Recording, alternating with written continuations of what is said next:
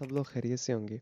आज हम जावास्क्रिप्ट के अंदर स्ट्रिंग के मेथड्स के बारे में पढ़ने जा रहे हैं कि जावास्क्रिप्ट के अंदर जब भी हम कोई भी प्रोग्राम बना रहे होते हैं तो हम उन प्रोग्राम के अंदर हमें छोटी छोटी चीज़ों की ज़रूरत होती है जिनसे हम अपना काम परफॉर्म कर सकें। फॉर एग्ज़ाम्पल, अगर मेरे पास कोई पैराग्राफ है तो अगर मैं उसकी पैराग्राफ से कोई चीज़ को सर्च करना चाह रहा हूँ या फाइंड करना चाह रहा हूँ तो उसके लिए मुझे कस्टम फंक्शन या मेथड लिखने पड़ेंगे, बजाय इसके कि मैं कस्टम फंक्शन लिखूं।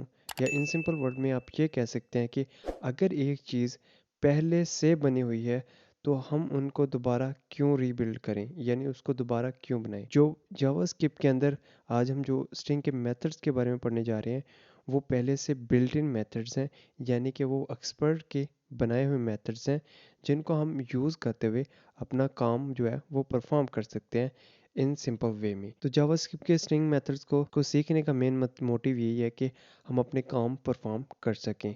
तो हमारे पास बहुत ज़्यादा मेथड्स हैं जिनकी हमें फ्यूचर के अंदर ज़रूरत पड़ेगी, या हम कोई भी काम करना चाह रहे हैं तो उसके अंदर जो काम परफॉर्म करना होगा, कोई लॉजिक्स लिखना होगा, तो उनके अंदर ये वाले मेथड्स बहुत ज़्यादा मुफीद होंगे। तो चलिए सबसे पहले हम देखते हैं कि हमारे पास जो सबसे पहला मेथड है वो क्या काम करता है और हम इसको इस्तेमाल क्यों करते हैं। तो हमारे पास जो सबसे पहला जावास्क्रिप्ट के अंदर स्ट्रिंग का मेथड है वो ये है कि हम किसी भी स्ट्रिंग के अंदर से स्पेसिफिक पोजीशन से हम जो है वो डाटा को या कोई भी हैरफ को गेट करने के लिए इस्तेमाल करते हैं। तो इसकी एग्जांपल समझने के लिए सबसे पहले हम कोई भी वेरिएबल डिक्लेयर कर सकते हैं।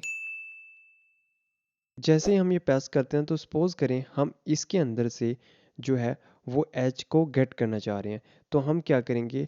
सबसे पहले हम जब भी कोई भी स्ट्रिंग के मेथड को इस्तेमाल करना चाह रहे हैं, जैसा कि जब भी हम कोई भी स्ट्रिंग डिक्लेयर करते हैं यानी प्रीमेटिव डेटा टाइप्स को हम डिक्लेयर करते हैं तो वो ऑटोमेटिकली जो फॉर एग्जांपल अभी हम जो क्रिएट करने जा रहे हैं वो एक स्ट्रिंग है। तो जब भी हम स्ट्रिंग को डिक्लेयर करते हैं, जो जावास्क्रिप्ट है वो जावास्क्रिप्ट के स्ट्रिंग्स को स्ट्रिंग्स ऑब्जेक्ट में क्रिएट कर देता है। इससे हमें ये फायदा होता है कि हम जो उसके मेथड्स हैं उनको इजीली एक्सेस कर सकते हैं। तो जैसा कि हमने var नेम, अब इसके आगे हम कोई भी मेथड्स को इस्तेमाल कर सकते हैं, क्योंकि अब जो हमारे पास ये वेरिएबल है, ये वेरिएबल एक, आप इसको इन सिंपल वर्ड में ये कह सकते हैं कि स्ट्रिंग ऑब्जेक्ट है। इस स्ट्रिंग ऑब्जेक्ट की मदद से हम यहाँ पे डॉट लगाएंगे और डॉट लगाने के बाद हम वहाँ पे उस फंक्शन का नाम लिखेंगे, यानी मेथड का नाम लिखेंगे। तो सबसे पहले हमारे पास जो फर्स्ट है वो हम लिखेंगे चार ऐड।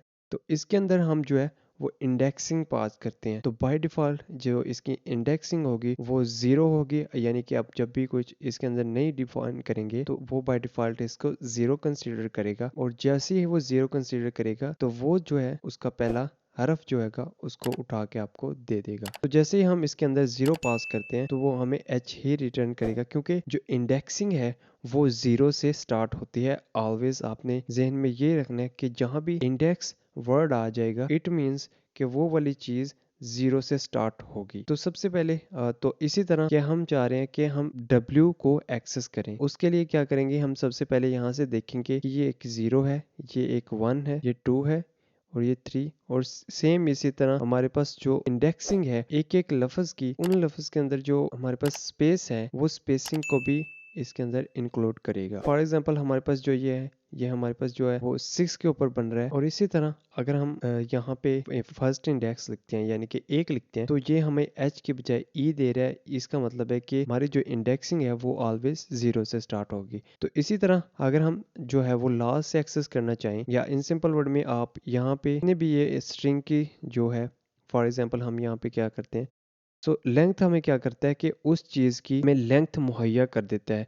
फॉर एग्जांपल अब ये जितने भी करैक्टर्स हैं, हम यहाँ पे इसकी अगर लेंथ को प्रिंट करवाएं तो हमारे पास जो है 11 करैक्टर्स हैं। इन 11 करैक्टर्स के अंदर हम अगर को -1 करते हैं, यानी कि हमारे पास जो ऑलवेज है वो क्या होता है कि स्ट्रिंग जो इंडेक्सिंग जो है वो ज़ीरो से स्टार्ट होती है। जब कोई भी आखिर वाला अल्फाज यहाँ से गेट करना चाहेंगे तो हम उसको स्ट्रिंग जैसे डॉट लेंथ लगाएंगे टोटल, और जैसे उससे -1 कर देंगे तो यहाँ पे हम जैसे -1 करते हैं तो हमें ये डी प्रोवाइड कर देगा। और जो दूसरी चीज़, क्या हम इसको अगर बस इंडेक्सिंग ज़्यादा है, फॉर एग्जांपल अगर हम डॉट लेंथ पास करते हैं तो ये हमें जो है वो एम्प्टी स्ट्रिंग को रिटर्न कर देता है। अगर हम इसके अंदर कोई भी डाटा नहीं पास करते तो ये ज़ीरो कंसीडर करेगा। बाय डिफ़ॉल्ट इसकी जो वैल्यू होगी वो एक ज़ीरो होगी इस पैरामीटर्स के अंदर। अगर हम इस पैरामीटर्स के अंदर चार ऐड के अंदर इंडेक्सिंग के अलावा अगर हम इसके अंदर कोई स्ट्रिंग पास करते हैं तो वो इस स्ट्रिंग्स को ज़ीरो ही कंसीडर करेगा। जब भी आप इसके अंदर इंडेक्सिंग पास करेंगे, नंबर पास करेंगे, तब वो इसको एक्सेस करेगा, अदरवाइज वो इसको इंडेक्सिंग